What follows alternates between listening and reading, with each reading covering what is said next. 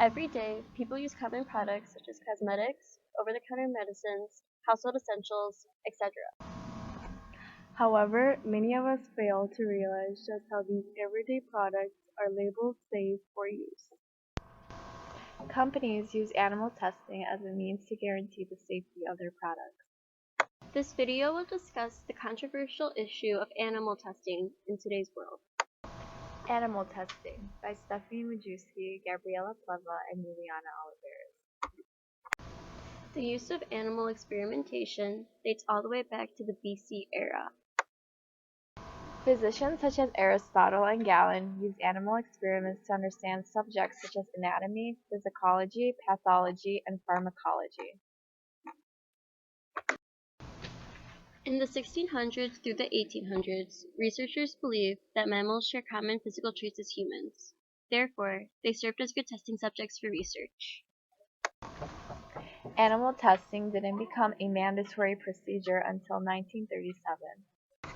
A cough syrup, elixir sulfanilamide, made its way to store shelves without any use of animal testing to guarantee safety.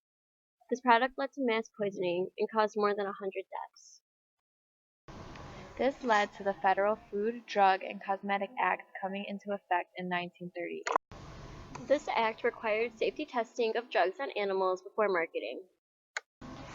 Since 1966, the Animal Welfare Act regulates the care and use of animals in research and testing. However, this act only covers 10% of animals used in testing. It excludes rats, mice, birds, farm animals, and cold-blooded animals. The U.S. Department of Agriculture is responsible for enforcing the rules of AWA. However, there are only 115 inspectors to cover more than 7,750 facilities. Therefore, rules are often broken. Animal testing is wrong because the treatment of animals is cruel and inhumane.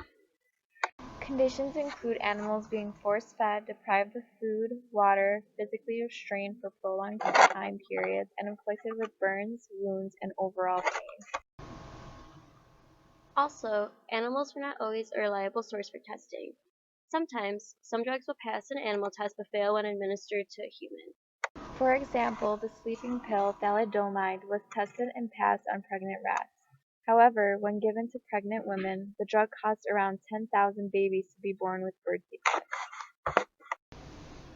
Most importantly, animal testing is wrong because there are other cheaper scientific alternatives that can test the safety of a product. The Petri dish and artificial human skin are both successful testing alternatives. Not only do these products prevent animal harm, but they are more inexpensive than animal testing. On the flip side, animal testing can be very beneficial to a society. Although there are alternatives to animal testing, these procedures are not always as compatible to humans. These alternatives cannot test processes occurring in the central nervous system, endocrine system, and immune system. Also, these tests do not account for things such as blindness and high blood pressure. Although some drugs and pills fail in humans while passed in animals, animal testing has helped produce many medical breakthroughs. For example, insulin was discovered through the removal of a dog's pancreas. Finally, studies conduct that we use fewer animals for research than for consumption. Approximately, humans consume 1,800 pigs and 340 chickens for every research animal used. If eating meat is just, then animal testing should be just as well. What would a philosopher think of this issue? We chose to focus on utilitarian John Stuart Mill because he is one of the few philosophers to include animals in his beliefs. Mill believes it is vital to not only focus on maximizing pleasure, but also the quality of the pleasure. This qualitative pleasure should be accessible to all sentient creatures, which includes animals. Also, he states that an individual's happiness is no more or less valuable than the happiness of others. Therefore, it is essential to act upon whatever will create joy for all. Ergo, Mill would agree with all animal testing due to all the medical breakthroughs and the benefit it brought to humans. We conclude that Mill is right. Although animal testing is sad, it benefits the mass majority too much to ban it. We judge animal testing before educating ourselves. The more we learned, the more reasoning we saw. This outruled our assumption that animal testing is unjust. Thank you for listening.